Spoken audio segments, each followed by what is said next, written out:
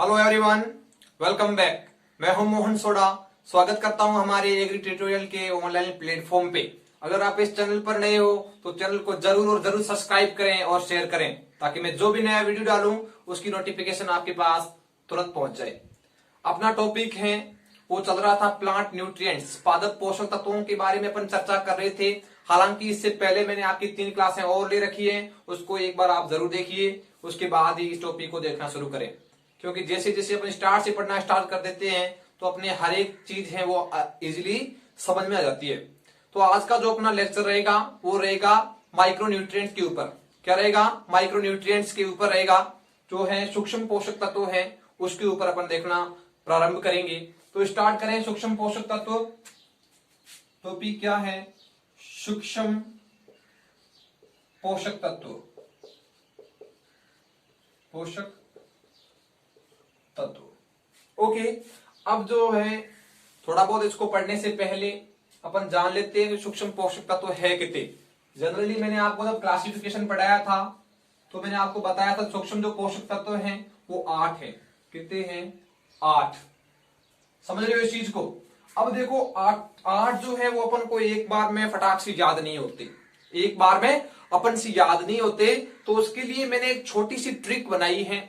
हालांकि वो ट्रिक दिखने में बड़ी है, पर जैसे वो आम भाषा में प्रयुक्त होती है वैसे की वैसे आपको उस चीज को फॉलो करके जो 8 जो अपने सूक्ष्म पोषक तत्व हैं उसको कंप्लीट करना है। देखो वो ट्रिक क्या है, ट्रिक्स को फॉलो करो। मैं कहता हूं, कौन? मैं कहता हूं,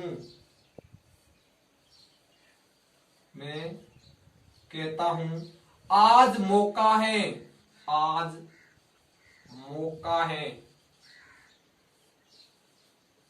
मौका है, निकल जाओ।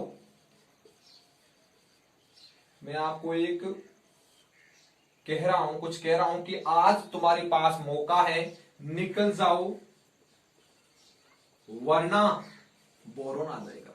गब्बर नहीं आ रहा है यहां पे, बोरोन आ रहा है। कौन आ रहा है? बोरोन आ रहा है, वरना बोरोन आ जाएगा, बोरोन आ जाएगा।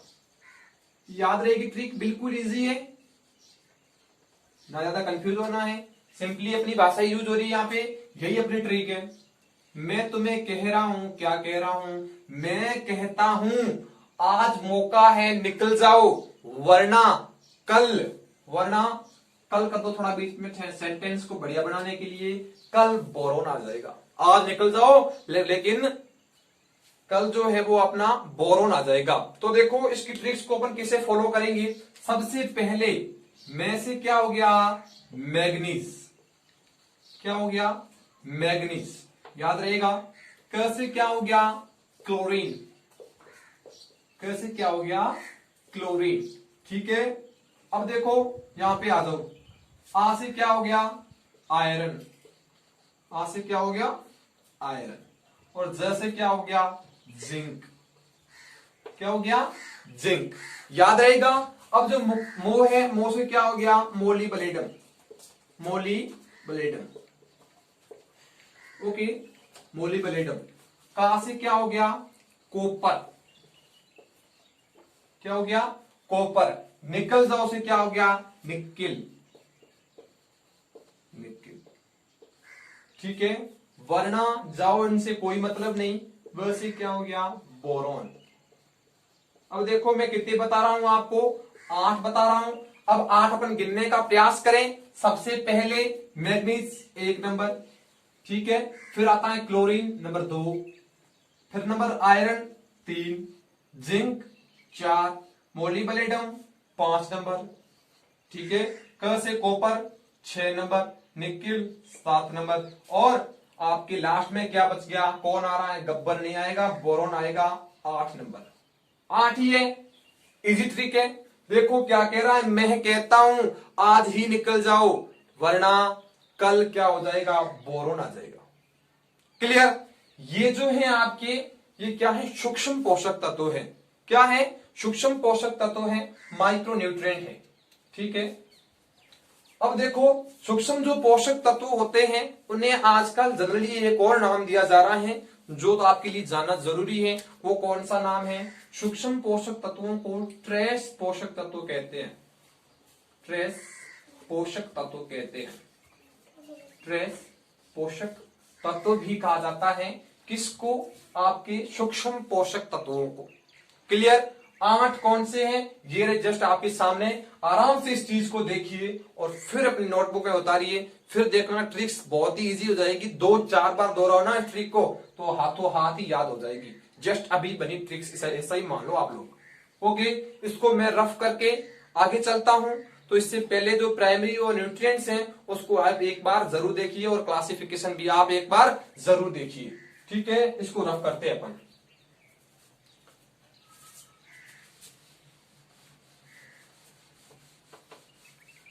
सबसे पहले अपन जिंक को देख लेते हैं। जिंक में क्या क्या चीजें जो है वो इंपॉर्टेंट रहती हैं। जिंक, स्टार्ट करूं जिंक को। जिंक, ठीक है, इसको अपन किसी डिनोट करते हैं Zn से। Okay, Zn। सबसे पहले पहला ही पॉइंट अपना क्या रहता है हर बार? पौधों के द्वारा अवशोषण। पौधों द्वारा अवशोषण। पौधों के द्वारा अवशोषण। पौधे जिंक को किस रूप में अवशोषित करते हैं? Zn2+ के रूप में अवशोषित करते हैं। कौन? प्लांट्स जो होते हैं वो किस रूप में अवशोषित करते हैं? Zn+2 के रूप में इसको अवशोषित करते हैं। नेक्स्ट जो पॉइंट है, इसके लक्षण अपन को कहां पे दिखाई देते हैं? जब मैंने आपको प्लांट बताया था, एक फोटो एक डायग्राम बना के जब मैंने आपको बताया था, तो ये जो नीचे वाली पत्तियां हैं ये आपकी ऊपर वाली पत्तियां हैं। तो जिंक को मैंने यहाँ पे थोड़ा अच्छी तरीके से बताया था कि जो जिंक है वो ऊपर वाली पत्तियों में भी पाया जाता है और नीचे वाली पत्तियों में भी पाया जाता है। ठीक है, अब देखो जिंक है कहां पे पाया जाएगा? ऊपर वाली पत्तियों, ऊपर वाली पत्तियां, या फिर अपन इसे किस नाम से जानते हैं? और पुरानी पत्तियां। ऊपर वाली पत्तियां या पुरानी पत्तियां, या फिर अपन इसे कहते हैं ऊपर वाली पत्तियां होगी, सॉरी, जो ऊपर वाली पत्तियों को किस नाम से जानते हैं? नीचे वाली नई पत्तियों के नाम से, नई पत्तियां। और जो नीचे वाली पत्तियां रहती है वो हमेशा पुरानी पत्तियां रहती है। नीचे वाली, नीचे वाली कौन सी है? पुरानी पत्तियां। देखो दोनों पर ही पाया जाता है, पुरानी पे भी पाया जाता है और नई पर भी पाया जाता है। ठीक है ना, ये दो जिंक हैं, ये आपके पुरानी और नई दोनों पत्तियों पर पाया जाता है। सबसे पहले 2 पॉइंट क्लियर हो गए, नंबर 1 और नंबर 2। अब देखो नंबर 3 पे क्या आ रहा है? नंबर जो 3 है ये क्या करता है? कार्बनिक एनहाइड्रेट एंजाइम का, कार्बनिक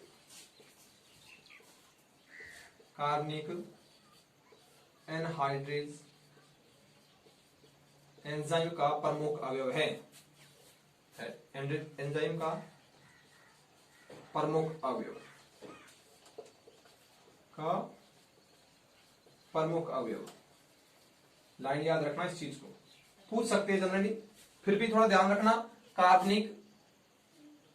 कार्बनिक एनहाइड्रेट एंजाइम का प्रमुख अवयव है कौन? जिंक। ठीक है, नंबर 4 जो पॉइंट है वो मैं ले रहा हूं, ये ऑक्सीन हार्मोन के निर्माण में सहायक है। ऑक्सीन हार्मोन के निर्माण में सहायक। ठीक है ना, जो ऑक्सीन है वो ट्रिप्टोफैन की, ऑक्सीन जो है इसके निर्माण में कौन सहायक है? आपकी जिंक। किसकी उपस्थिति में? ट्रिप्टोफैन की उपस्थिति में ये करता है। ठीक है, अब देखो सबसे जो पहला पॉइंट है ये Zn2+ के रूप में इसको अवशोषित करता है। ये ऊपर वाली और नीचे वाली दोनों पत्तियों पर पाया जाता है। अगर ऊपर की जगह जो ऊपर वाली पत्तियां होती है वहां पे नई पत्तियां भी लिखी हुई आ सकती हैं, और नीचे वाली जो पत्तियां हैं वो अपन इसे पुरानी पत्तियों के नाम से भी जानते हैं। ये कार्बनिक एनहाइड्रेज एंजाइम का प्रमुख अवयव है और क्या काम करता है? ऑक्सीन हार्मोन के निर्माण में सहायक है। और सहायता कौन करता है? ट्रिप्टोफैन की सहायता से ऑक्सीन का निर्माण करता है। ये बातें जो थी आपकी, जो इसके कार्य थे वो अपन ने देखे हैं। अब देखो जो इसकी कमी के लक्षण हैं वो अपन देखने का प्रयास करते हैं। कमी के लक्षण, कमी के लक्षण इंपॉर्टेंट है और रोग भी जिंक से बहुत सी बार पूछे गए हैं। ट्रिक्स से पढ़ना स्टार्ट करो तब जाके बात बनेगी, नहीं तो थोड़ा सा दिक्कत तो होगी, लेकिन चीजें तो वैसी की वैसी रहती है। तो थोड़ा ट्रिक्स बैठाओ अपने हिसाब से। अब देखो जिनकी कमी के लक्षण, कमी के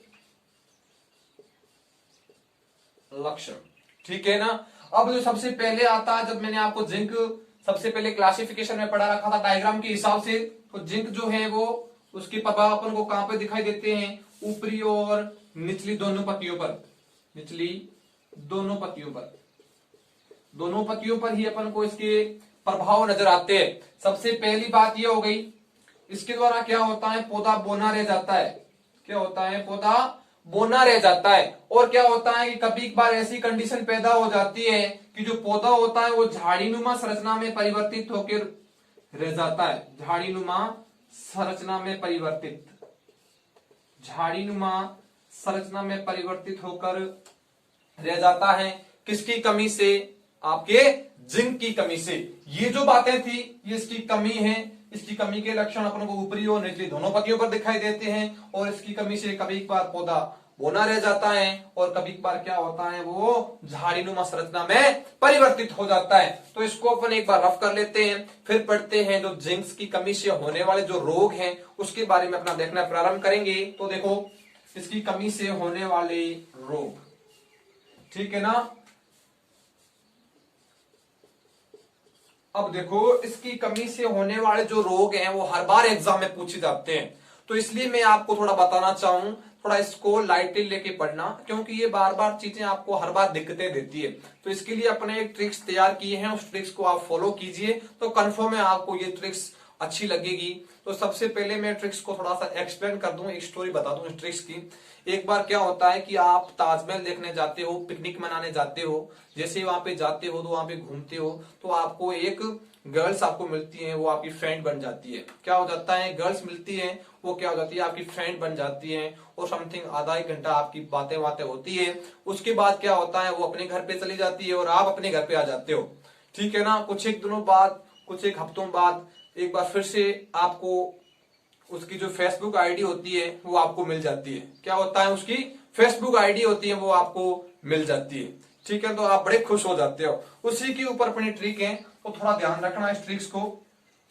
ट्रिक क्या है, कहां घूमने गए, ताजमहल, ताज वाली छोटी सखी, हाइट पे छोटी थी, सखी अपन किसे कहते हैं, प्योर हिंदी फ्रेंड को बोलते हैं। ताज वाली छोटी सखी एफबी पर मिली, एफबी पर मिली, कहां पर मिली आपको, वापिस फेसबुक पर आपकी मुलाकात हो गई, ठीक है ना। अब देखो इसका मतलब क्या है, इस ट्रिक्स को अपन फॉलो करें। सबसे पहले टी से क्या हो गया, ट्रिप्टोफेन, ट्रिप्टोफेन, ओके। ए से क्या हो गया, ऑक्सिन, क्या हो गया, ऑक्सिन। और जेड से क्या हो गया, जिंक। अब जो जिंक है वो किसका निर्माण करता है, ऑक्सिन का, किसकी सहायता से, ट्रिप्टोफेन की सहायता से। अब आ जाओ यहां पर, जो सभी जो फसलें होती है उसमें छोटी पत्ती रोग, छोटी पत्ती जो रोग उत्पन्न हो जाता है सभी फसलों में, सभी फसलों में छोटी पत्ती नामक समस्या उत्पन्न हो जाती है। वो किसकी कमी से होती है, वो जिंक की कमी से होती है। किसमें होती है, जिंक की कमी से होती है। याद रखना, तो सभी जो पत्तियां होती हैं, छोटी पत्ती नामक रोग उत्पन्न हो जाता है, वो किसके कारण होता है, जिंक की कमी से होता है। लेकिन एक कंसेप्ट याद कर लेना, जो बैंगन होता है ना, बैंगन, उसमें क्या होता है, जो छोटी पत्ती नामक समस्या उत्पन्न हो जाती है वो होती है माइकोप्लाज्मा के कारण। किससे होती है, माइकोप्लाज्मा के कारण। बाकी सभी में छोटी पत्ती रोग किससे होगा, जिंक की कमी से। अब देखो से क्या हो गया, सफेद कलिका, BHU 2020 एग्जाम में पूछा गया है, 2020 के अंतर्गत सफेद कलिका नामक समस्या उत्पन्न हो जाती है। किसमें उत्पन्न होती है, तो आपका आंसर होना चाहिए मक्का, मक्का में समस्या उत्पन्न हो जाती है, सफेद कालिका नामक रोग उत्पन्न हो जाता है, वो होता है आपके जिंक की कमी से। अब देखो ख से क्या हो गया, खेरा रोग। हर बार 12th का जो एक पेपर बनेगा 1 नंबर का, उसमें तो एक ये क्वेश्चन फिक्स आएगा कि धान का खेरा रोग किसमें होगा, धान में, चावल में होता है खेरा रोग। वो किसकी कमी से होता है, वो आपकी कमी से होता है, जिंक की कमी से। अब देखो एफ से क्या हो गया, फर्न लीफ, फर्नलिप किसमें होगा? आलू में, ठीक है ना। बी से क्या हो गया? ब्रोंजिंग किसमें होता है? अमरूद में। किसमें होता है? अमरूद में। यही अपनी ट्रिक्स थी, बस इतनी ट्रिक्स अपन को याद रखनी है। आगे क्या बातें होती हैं फेसबुक पर, इतना अपन को ध्यान नहीं रखना है। अपन को तो बस इतना ही ध्यान रखना है कि ताज वाली छोटी सखी एफबी पर मिली, याद रहेगा। सफेद कली का नमक मक्का में, धान का जो है वो खीरा रोग एफबी पर, फर्नलीफ और ब्रोंजिंग हो जाएगा कंफर्म। ये जो बातें थी ये जिंक के ऊपर बातें थी जो हर बार एग्जाम में पूछी जाती हैं। अब देखो इसकी अधिकता के क्या लक्षण रहते हैं, जिंक की अधिकता के क्या लक्षण रहते हैं, ठीक है ना। अब जो अधिकता के जो लक्षण हैं वो क्या होता है कि जैसे ही अपन जिंक को बढ़ा देते हैं, पौधों को ज्यादा जिंक अवेलेबल करवाते हैं, तो पौधों को फॉस्फोरस की मात्रा जो मिलनी होती है वो थोड़ी उसकी उपलब्धता क्या हो जाती है? कमी आ जाती है। हालांकि जब मैंने आपको फॉस्फोरस पढ़ाया था उसमें इसको डिटेल में बता दिया था। तो याद रहेगा इसकी अधिकता से क्या हो जाएगा? फॉस्फोरस की मात्रा में कमी आ जाएगी। ताज वाली जो छोटी सखी है वो आपको कहां पर मिलती है? वापिस फेसबुक पर मिलती है। ये जो बातें थी ये आपके जिंक के ऊपर थी। अब अपन जो नेक्स्ट है वो कौन सा पढ़ेंगे? जो आपके मोलिब्डेनम पढ़ेंगे। कौन सा पढ़ेंगे? मोलिब्डेनम। इसको अपन रफ करके आगे मोलिब्डेनम की शुरुआत कर लेते हैं। मोलिब्डेनम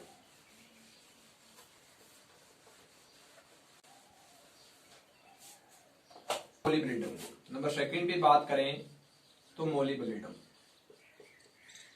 ठीक है ना। इसको अपन किससे प्रदर्शित करते हैं? एमओ के द्वारा। सबसे जो अपना पहला पॉइंट रहता है पौधों द्वारा अवशोषण, पौधों द्वारा अवशोषण। तो मोलिब्डेनम है वो पौधों के द्वारा किस रूप में अवशोषित होता है? तो MoO4 माइनस के रूप में। नंबर सेकंड इसकी बात करूं तो इसको अपन बोलते हैं अल्ट्रा माइक्रो न्यूट्रिएंट। क्या बोलते हैं?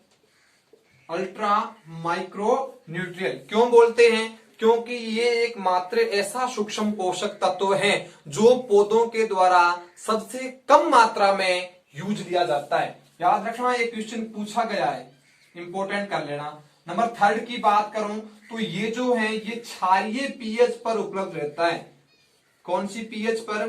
क्षारीय पीएच पर उपलब्ध रहता है। जैसे जैसे अपन पीएच को बढ़ाते हैं वैसे वैसे मोलिब्डेनम की मात्रा में वृद्धि होती रहती है। तो क्या होता है? तो ये तो अपने क्षारीय पीएच पर उपलब्ध रहता है। तो कुछ एक दलहनी जो फसलें होती हैं वो कहां पे उगाई जाती हैं? अम्लीय मृदाओं में। अम्लीय मृदाओं में क्या उगाई जाती हैं? दलहनी फसलें। तो उसमें जो आपके मोलिब्डेनम की पूर्ति कौन करता है? तो याद रखना वेनेडियम। कौन करता है? वेनेडियम। इसको भी पूछ सकते हैं आपसे कि आपके जो मोलिब्डेनम को प्रतिस्थापित करके कौन से एक पोषक तत्वों को यूज में लिया जाता है, तो आपका आंसर होना चाहिए वेनेडियम। इसको अपन किसमें पढ़ते हैं? लाभदायक पोषक तत्वों के अंतर्गत पढ़ते हैं। ये तो क्या हो गए इसके जो अपन कार्य देखते हैं वो हो गए। एक कार्य और रहता है वो कौन सा है? ये क्या करता है? नाइट्रोजन स्थिरीकरण। नाइट्रोजन स्थिरीकरण। नाइट्रोजन स्थिरीकरण में कौन सहायक है? तो आपका आंसर होना चाहिए कि जो फॉस्फोरस है वो ये मोलिब्डेनम है, ये क्या करता है? आपके नाइट्रोजन स्थिरीकरण में सहायक है। क्यों? क्योंकि ये नाइट्रोजनेज एंजाइम बनाता है। नाइट्रोजनेज एंजाइम के निर्माण में सहायक है। कौन? आपके जो मोलिब्डेनम है ये नाइट्रोजनेज एंजाइम के निर्माण में सहायक है। एक और आपका इसका कार्य बता दूं तो गाजर के मीठेपन में सहायक। मीठापन, गाजर का जो मीठापन है वो किसके द्वारा होता है? तो आपका आंसर होना चाहिए मोलिब्डेनम। और विटामिन सी के निर्माण में सहायक। विटामिन सी के निर्माण में सहायक रहता है। विटामिन सी के निर्माण में सहायक। तो कार्य कितने हो गए? अल्ट्रा माइक्रोन्यूट्रियल क्षारीय अम्लीय की जगह किस पे प्रतिस्थापित होगा? वेनेडियम की जगह नाइट्रोजन स्थिरीकरण करता है। और क्या करता है? गाजर में मीठेपन के लिए उत्तरदायी होता है। विटामिन सी के निर्माण में सहायक है। ये जो थे ये आपके इसके कार्य हो गए। अब अपन देखते हैं इसकी कमी के लक्षण। देखो इसकी कमी के भी लक्षण इंपॉर्टेंट हैं, ये भी क्वेश्चन एग्जाम में पूछे जाते हैं। तो याद रखना इसकी कमी के लक्षण को भी आपको थोड़ा इंपॉर्टेंट मान के लेना है। देखो इसकी कमी के लक्षण, कमी के लक्षण अपन को कहां पर दिखाई देते हैं, तो नीचे वाली पत्तियां, याद रखना एनपीके एमजीएमओ, नीचे वाली पत्तियां, निचला भाग याद रहेगा। अब देखो तो नीचे वाली जो पत्तियां हैं वहां पर क्या हो जाता है, गोल गोल धब्बे हो जाते हैं, लाल कलर के गोल गोल धब्बे हो जाते हैं, लाल रंग के गोल गोल धब्बे, वो किसकी कमी की वजह से होते हैं, तो आपका आंसर होना चाहिए मोलिब्लेडम। याद रखो गोल गोल धब्बे आपसे याद नहीं रहते हैं, तो MOO4- देखो यहां पे भी गोल गोल आ रहे हैं, तो देखो ट्रिक्स को बिठाओ अपने हिसाब से। ये तो बातें थी, ये क्या हो जाती हैं, इसकी कमी के लक्षण निचली पत्तियों पर अपन को दिखाई देते हैं। अब देखो फूल गोभी में विहिप-टेल, फूल गोभी में विहिप-टेल, विहिप-टेल नामक समस्या उत्पन्न हो जाती है, वो किसकी कमी से होती है, तो आपका आंसर होना चाहिए मोलिब्लेडम। बहुत सी बार एग्जाम में पूछा गया है, इसको इंपोर्टेंट बाहर लेना, पहले ही बता रहा हूं। फूल गोभी में विहिप-टेल नामक समस्या उत्पन्न हो जाती है, वो किसकी कमी से होती है, तो आपके मोलिब्लेडम। नंबर सेकंड, नींबू में पीलापन, नींबू में पीलापन, ये भी किसकी कमी है, ये भी मोलिब्लेडम की कमी है। ये जो था आपके, ये मोलिब्लेडम की बातें थी जो अपन एक एक करके पढ़े, तो आशा करता हूं जो मोलिब्लेडम है वो आपको अच्छी तरीके से समझ में आया होगा। अब जो है अपन छोटे छोटे दो और ले लेते हैं और पीछे 4 बच जाएंगे। 4 के लिए अपन एक नेक्स्ट क्लास लेंगे, नेक्स्ट क्लास में आपको 4 और बता देंगे। तो इधर मैं ले रहा हूं क्लोरीन, क्लोरीन को ले रहे हैं, और एक मैं ले रहा हूं निकिल को। किसको ले रहा हूं, निकिल को ले रहा हूं। सबसे पहले पौधों के द्वारा अवशोषण, पौधों के द्वारा अवशोषण होता है Cl- के रूप में, और ये होता है Na2+ के रूप में। ओके, लिखाने की कोई जरूरत नहीं है, इधर लिख लो पौधों द्वारा अवशोषण, अवशोषित, पौधे किस रूप में अवशोषित करते हैं, तो आपका आंसर होना चाहिए Na2+ और Cl-। ठीक है। अब देखो ये जो है ये हिल अभिक्रिया में सहायक है, हिल अभिक्रिया, जल अपघटन के दौरान वॉन हिल ने बताया था कि प्रकाश संश्लेषण के दौरान जो भी ऑक्सीजन आती है वो कहां से आती है, जल से आती है। उसके लिए 2 पोषक तत्व सहायक है, एक मैग्नीज और एक क्लोरीन, याद रखना। तो ये हिल अभिक्रिया यहाँ पे अपन को प्रदर्शित होती है। अब जो निकिल है, वो निकिल देखो ये क्या करता है, यूरिएज एंजाइम में सहायक है, यूरिएज एंजाइम में सहायक है, यूरिएज एंजाइम के निर्माण में सहायक है, जो क्या करता है, यूरिया की अपघटन को बनाता है, यूरिया का अपघटन करता है। कौन, निकिल जो है वो यूरिएज एंजाइम के निर्माण में सहायक है। इसका काम क्या होता है, यूरिएज एंजाइम का, ये यूरिया के अपघटन में सहायक है। तो देखो ये 2 4 हो गए, और एक जिंक एक मोलिब्लेडम अपन ने पहले कंप्लीट कर लिया। तो देखो ये 4 चीजें थी, ये आपको कंप्लीट हो गई है। तो आशा करता हूं 4 है वो इजिली आपको समझ में आई होगी। जो भी पीछे चीजें रहेगी, 4 और बच रहे हैं, इसके लिए अपन एक और नेक्स्ट क्लास लगा के उन 4 को पूरा कर लेंगे, जिसमें अपन मैग्नीज पढ़ेंगे, आपके आयरन पढ़ेंगे, और जो पीछे जो 2 रह जाते हैं उसके बारे में अपन कॉपर है वो वगैरह रह जाते हैं, उसके बारे में सबके बारे में देखेंगे। तो वीडियोस पसंद आ रही हैं तो जरूर शेयर करें, लाइक करें और कमेंट करें। Thank you.